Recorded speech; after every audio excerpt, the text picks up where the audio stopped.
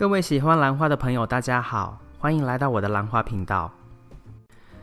今天要用这个影片跟大家分享我一颗中大型的蝴蝶兰，它的名字叫做 Legato。中文我不太确定它的名字，但是在这边美加地区，它的英文就叫做 Legato。这种正常尺寸中大型的兰花呢，我比较少颗一点，因为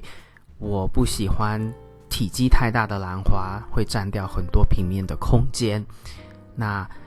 中小型兰花居多，但是这一颗我已经养了大概7年甚至8年，就是我刚到德州奥斯汀的时候，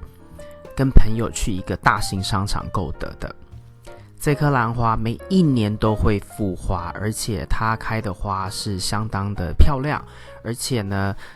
基本上每一年啊，只要给它的养分有到位，它的光线感觉需要的那个强度不是很需要光线，它就能够长得相当的好。那这一次的这个开花周期呢，你们看到的这个开花周期，我特别注意到它摆放的位置哦，所以它的花苞一多，然后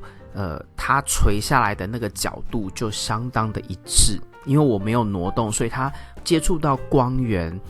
的这个角度是一样的时候，它的花梗啊就能够长得非常的直。那等到花一多一重，它就会下垂，就有那种很漂亮的那种下垂的感觉。我们养很多颗兰花的时候，其实难免都需要去挪动它们，比如说打扫啊、清洁，或者是给它们水的时候，都会要去挪动。但是如果你要让兰花它的花梗长得比较直，或者是长得特定的一个方向啊，你一定要注意到你摆回去的时候，它的位置要尽量一样，这样子呢，它接触到光源的角度一样，才不会那个花梗啊就会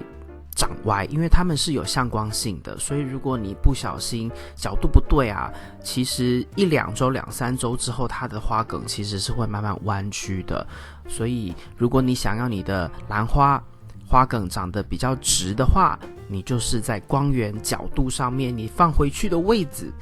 把兰花放回去的位置尽量那个角度要差不多。我这颗兰花其实因为它有点头重脚轻，所以它后面背景上的这个感觉好像层层叠了很多的这个杯子哦，其实就只是为了要防止它头重脚轻倒掉而已，否则它其实真正的容器就只有刚刚你们看到那个最小的塑胶杯，那个塑胶杯是他当时买回来的容器，我只是废物利用，然后我对它进行过1次还2次换盆哦。那里面的介质当时应该是一些剩下来的边角料的树皮。在给肥料上面，它一般来说就是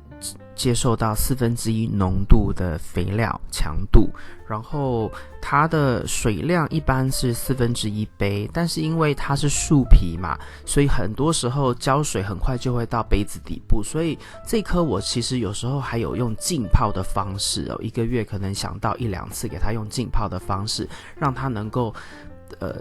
就是透过时间让介质能够多吸一点水，所以这样子根系也能够吸水之外呢，当我沥干之后呢，那个介质比较湿，就能够有比较多的时间，比如说在下一次周期浇水之前呢，都还能够提供持续的养分啊、水分跟湿度在这个容器跟根系上面。那接下来呢，我们要看同样这颗兰花的另外一个开花周期。那你能够看到这边经过了1年之后呢，它的这个根系长得相当的多，然后也一样是长了很多的花苞，一个花梗，但是有3个分支。好，那它的第一朵花呢，很快就长出来了，然后其他的花苞也都是在很快速的速度中变饱满变大。不过很不幸的呢，这件事情发生了。我在给它浇水在拿的时候呢，不小心弄倒它掉地上了，所以有很多的花苞啊就被我弄掉了，很可惜哦。甚至呢还伤害到了几棵我其他的兰花，就是已经长花梗或已经正在开花的兰花都被打掉，很可惜。发生这种兰花意外其实难免，因为你有这么多棵的兰花挪动时候有时候一不小心的确是会发生这样的事情。那因为有受到冲击所以它其实就算没有掉的花苞啊继续在花梗上留着，但是呢它就消苞了。你看到这边明显的尾端的这些花苞就枯萎了。那其实呢兰花在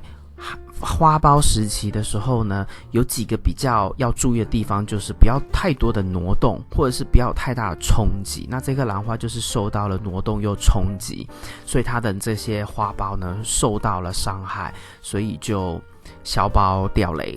所以是要比较注意的。那在没有挪动的情况之下呢，其实你的温度湿度上面的控制啊，也要尽量一致。那这边呢就是当时它的一个小影片片段就是在它持续开花，但是呢已经是被摔过了嘛，但是后来没有受伤的它就继续开但是基本上还可以啦，就是有一些叶子上的破损，然后它的花梗还好，只是花苞掉了一些，消了一些，然后本来已经开的花呢有一些破损之外，它主花梗上面还有另外2个分支是没有受到折损的，所以还是就是还算幸运啦，就是不幸中的幸运这样子。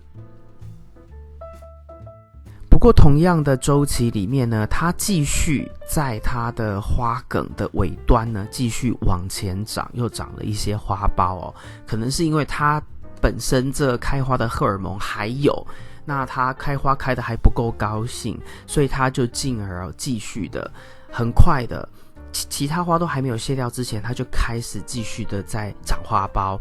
当然过了还是要过一段时间嘛，这花苞才会成熟，然后才又进而继续的开花。所以这棵兰花呢，在这一次第2个周期它表现了非常强烈想要开花的这个生命力。这棵兰花本身它没有香味，不过它开花的样子跟开花的大小，它的尺寸啊，我觉得是蛮让我觉得 OK 的。就是这棵兰花它每一次开花的这种生命力的强度，让我觉得这棵花即便没有香味它花型花色让我觉得还是值得拥有的一棵兰花 Legato。以上就是今天为您带来的影片。如果你喜欢这个影片，请帮我在影片的下面点个赞。如果你要继续与我一起学习怎么养兰，别忘记订阅我的频道并打开通知铃铛。谢谢您的观赏，我们下次再见。